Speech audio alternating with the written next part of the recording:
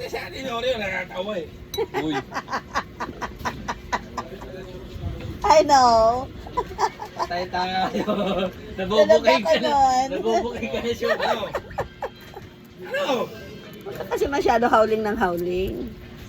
Para hindi na talaga to, boss. Walang gamit yung kamay ko.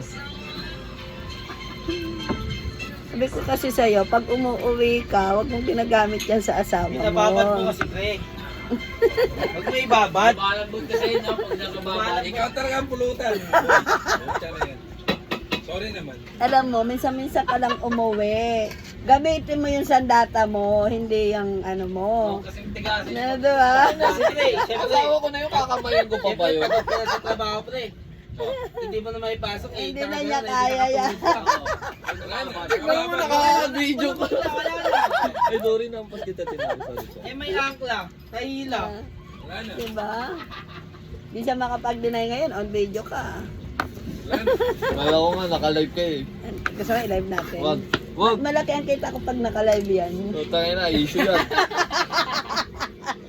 Gago, pinagkahanap ko si Choban. Ano, Shows? Tatanong sa'yo yung mga nagko-comment, balita dun sa nang bababae. Aray. Tara! Tapos kapadpad doon sa asawa ko, Bluetooth connected. Ano pa naman, may recommendation pa naman ako kay YouTube. Power off. Ah, di ba?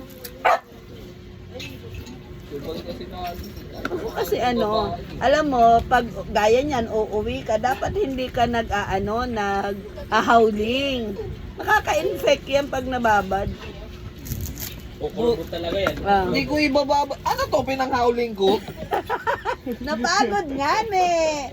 Napagod mag-howling, so hindi na kaya. Hindi, labaw natin yan eh. Yan nabubuhay yung pamilya. Nino. Uy. Hindi mo ako makita magbigay ng pera dyan sa iba. So ikaw yung binibigyan. Oo, dapat ganun. Pero may nagbigay na ba? Wala. Wala. Ah, wala. Ba't tagal mo sumagot, pre? Wala. Isa ko rin eh. Ito na ito. Kasabwat. Kala mo, tunay eh. Kinakabahan na si Shiboy. Baka palapatol pa naman to kahit yung walang ano, yung walang pinag-uusapan, papatol at papatol siya. Yung alam mo lagi nati-trigger.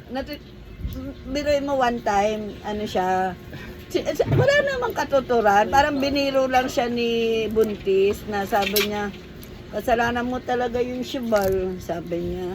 Tapos hindi ko na-get, ano kang pinag-uusapan, tapos nakikindatan sila. Tapos biglang, eto naman si James, oo nga, ikaw talaga may kasalanan nun, sabi niya. Tapos naalala ko, galing dito si Rada. Oo nga, sabi ni Rada, ikaw daw talaga may kasalanan. Ay, hindi, si Tala pala. Ikaw talaga may kasalanan, sabi ni Tala.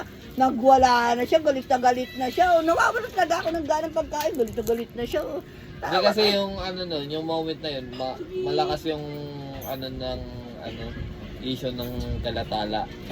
Kaya ano, Kumbaga- dadamay pa ako dun, oh. Kumbaga wala naman kami pinag-uusapan. Buto na po yun. Wala na nga dyan.